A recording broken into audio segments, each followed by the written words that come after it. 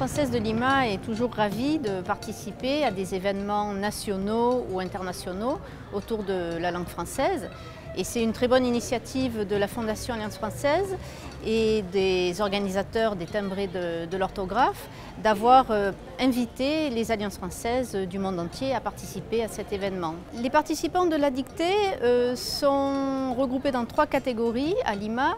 Il y a des adultes francophones, des adultes francophiles et nous avons également la catégorie junior francophile qui est représentée.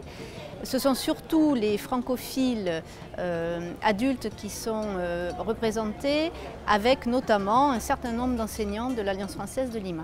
Les fiers à bras du subjonctif, virgule. La dictée ne se pratique pas énormément au Pérou, notamment parce que l'espagnol est peut-être moins difficile à écrire en termes d'orthographe que le français, mais le Pérou aime particulièrement les dictées puisqu'il y a eu dans le passé une dictée très connue et très suivie par les Péruviens qui était la dictée des Amériques.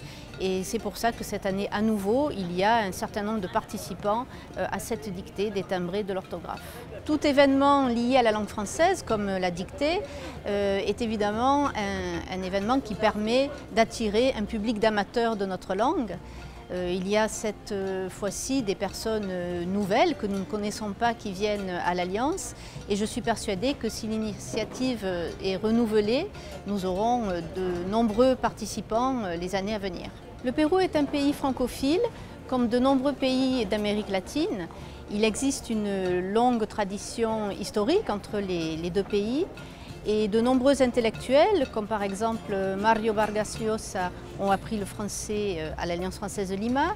D'autres ont vécu en France, comme le poète César Vallejo ou le peintre Francisco de Cislo. C'est la 2e langue étrangère apprise par les jeunes à l'heure actuelle.